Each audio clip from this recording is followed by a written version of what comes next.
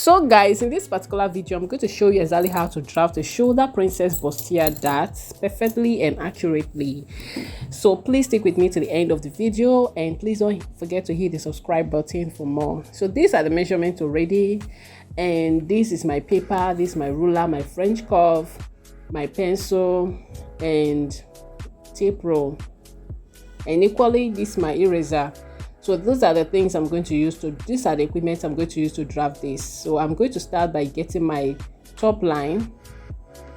So I'm going to use 1 inch for the top line. You can use 1.5, but 1 inch is okay, or ½ inch. Okay, so top line is just like getting your shoulder line. Okay, so that line is where you're going to start your drafting. I'm just going to go ahead and turn my paper in a way that will make it more easier for you guys to see this clearly and understand it clearly.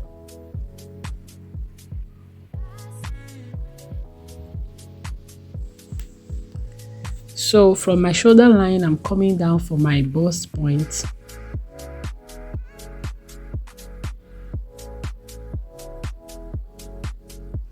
And my bust point is 9.5. This particular drafting is a customer's work, it's not my exact bust point. Okay, so I'm just applying this same style for my customer using a lace fabric. So I'll go ahead and clean this little thing. The reason why it's very good to draft with pencil, so that you can easily clean off any error. So I have 8 inch. Now I've divided her shoulder measurement by 2. Okay, I just divided her shoulder measurement by 2, which is 16 inch. Sorry, 15.5. 15.5 divided by 2 plus 0.5. Okay, so I have 8.025. So that is what I use as the width and the depth. Okay, so this usually comes out very nice for an armhole. There are other techniques you can use to get an accurate armhole, but I've been using this one and I don't really have much issue with it. I can also use other ones. Okay, you can equally check my video, my description box. You're going to see tutorial on how to draft bodies. So this is 1 inch and I'm shaping this, and I'm marking exactly 3 inch, 3.5 for the width of the neck. Okay, 3.5 is what I'm marking for the depth and the width, because I don't want after sewing this then it will be too tight on her neck. So it's better for me to make it wider, so that after sewing it will just be okay and it will not be hooking her neck. So that is why I use 3.5 for the width and the depth. So I'm going to go ahead and connect my shoulder slant. So like I said about the drafting, please do not forget to check the description box below and you're going to see. So if you can see that measure from here to here, now you now have the 7.2, so which is very, very okay for the armhole. So the next thing I'm doing now is to extend this particular line here. So this line becomes our chest line. Please take note of that. This one I extended now. So 8.5 is what we have as our bust measurement divided by 2. Sorry, divided by 4. So I've applied it on the chest line and on the bust line.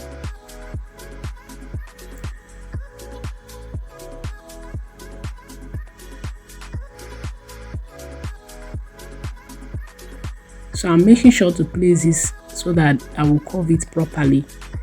I'm curving this in by just 1 inch. That is where you get the midway, the length of the armhole, get the midpoint. You can see the gap there is like 1 inch gap, so that your across chest will be fitted. Okay, so I'm measuring this to make sure that what I have here is 6.78 and 7 coming down, which is okay for the across chest measurement. Okay, so the next thing now is for my under bust measurement, which is 13 inch, and I'm taking it from the shoulder line, 13 inch. I'm just going to roll it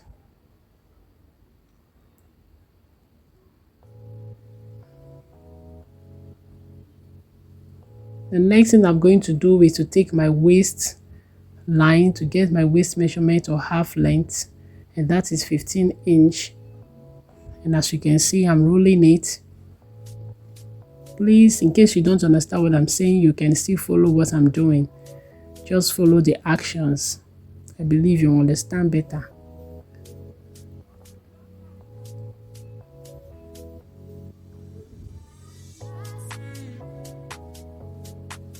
So the next thing I'm going to do now is I'm going to extend the line of my chest line. I'm going to extend it out with my ruler, as you can see. Then from this particular point out, I'm going to level this chest line, bust point, waist, under bust, and waist. So leveling is very good to help you know which line is which.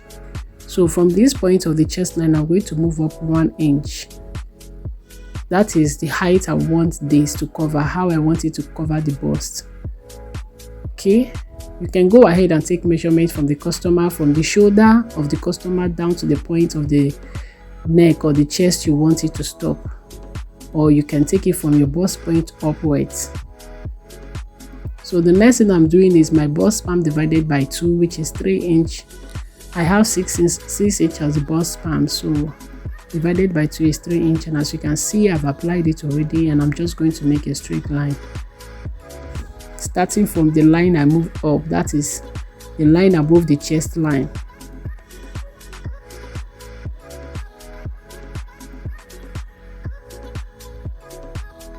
So I'm making this particular line down to the bust point. I'm stopping it at the bust point.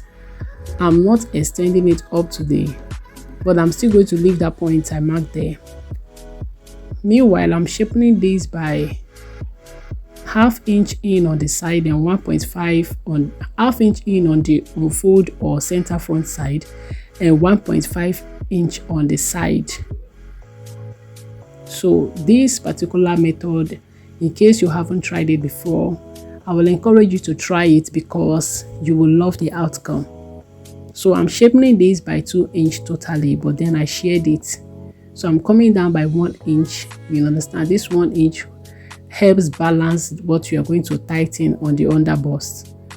If the person is very busty, like let's say from 40 or maybe 38, 39 and above, you can come down that particular 1 inch, you can drop it by 1.5.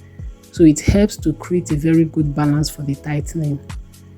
So as you can see, like I said, follow my actions. If you don't understand what I'm saying, I've used my French curve and curved this like this, making sure that these things are properly curved. So I had to clean this up because I don't want it to be pure straight. I want it to have a little curvy. But please take note, you can actually use your ruler and just rule a pure straight line. Okay, because you might end up trying to curve it, you might not end up curving it just the way I did mine. If you notice, it's not exactly curved, it just have that little curvy look. So if you can't do it like that, just go with the straight ruler. Then on the shoulder line, I divided the shoulder, I got the midway of the shoulder, and then I divided it by 2. I marked it and I'm connecting it straight down to the bust point. So you can see this. I believe you can see how this is looking already. It is looking beautiful. I'm going to shaping this side by 1 inch. You can shaping it more than 1 inch. Sorry, I didn't shape it by 1 inch. I shaped it by 0.75. Sorry, please. But you can shape it more than that. You can shape it by 1 inch. If the person is busty, you can do 1 inch. Okay, that will help pack everything properly. Okay, so just the way you see me connect it, that is how you're going to connect yours. Connect it perfectly. Make sure everything is in order.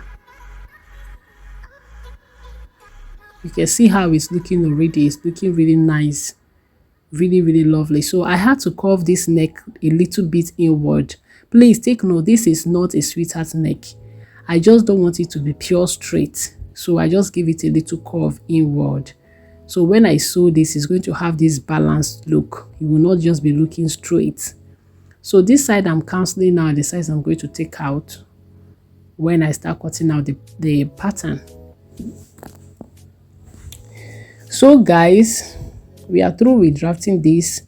The other things now is to apply the measurement. So I divided by my bust point by my bust by 4, my waist, everything by 4, and I've applied it. I'm bringing out the 2-inch I applied as tightening. I brought it out. Then for the one of this chest line, the 1-inch I used 1.5. Okay, you already understand what I'm doing. You can see what I'm doing. Just take your measurement, apply your measurement, and then bring out, return back whatever you tightened so that it will have balance. Then I added extra 2-inch for the joining allowances. Okay. Then for this upside, remember I tightened it by 1.5 if you measure it. So I'm going to bring it down here on the chest line.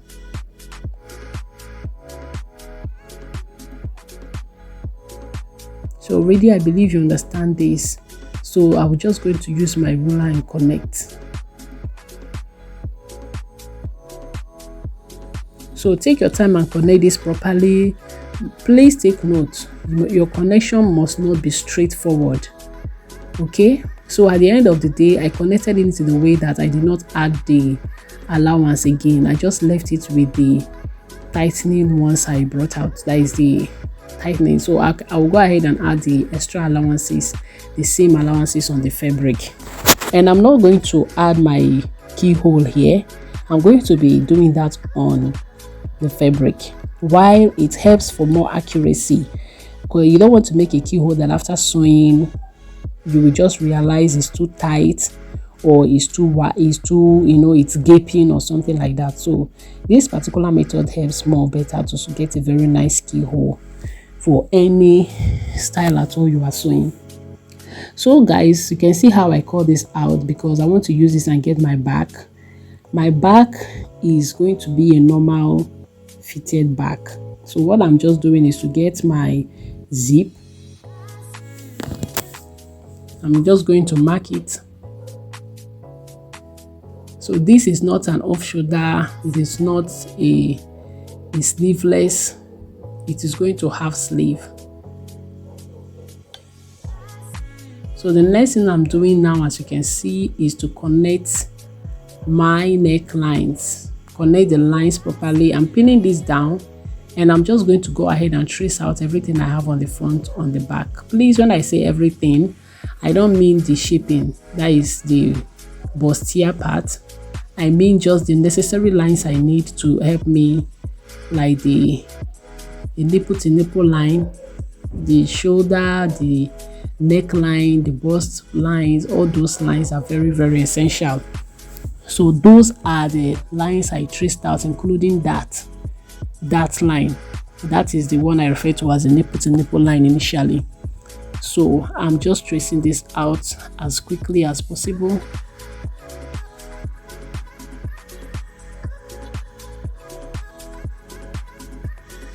So this, instead of me going ahead to go and start drafting a new fresh one again, draft another new fresh back. So with this, I already have the lines. I'll just trace it out and I'll use my pencil and roll it out. Okay, so please take note, I am not tracing out the dart part. So guys, this is how the tracing looks. I finished tracing it out and just this is how it looks. I use my pencil to roll it out. So this is how it looks. Really, really beautiful. You can see how beautiful this is. So for the neck, remember I traced the neckline, which is 3.5. Okay, so that is, but I'm not using that for the back because it is back. I'm using just 1 inch. So guys, I believe you understand what I'm doing. Please, I just hope you do understand. Please, please, and please, just take your time. I know you will get everything. So I'm just going to go ahead now and shaping shaping the 1 inch, and I'm going to go ahead and extend it with the ruler like this. So using this method helps a lot so that my back will not end up being too high, at least to have a little fitting. Okay, so that is why I do it like this.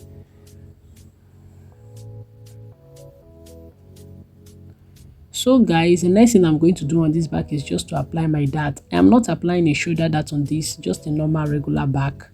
A normal regular dart, that is what I'm applying on this. So I'm going to be taking in 1 inch. It all depends on how you want it. You can take more than that, but 1 inch, half inch is okay. Okay.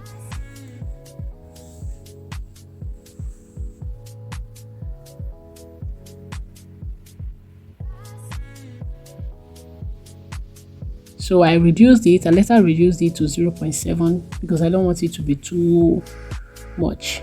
So I'm just going to go ahead now and connect. Remember, when you're sewing with a petite person with a smaller stature, it's usually very nice to use lesser shaping, lesser tightening. So guys, this is all for the back. Then now I'm cutting out my front. I'm just going to go ahead and cut it out perfectly like this, making sure it's well cut out. Please just follow exactly what I'm doing so that you see exactly how to cut yours out, and you will get just this effect I have on mine. So guys, this is it. You can see how beautiful this looks. This is the back, and this is it after I finish cutting it.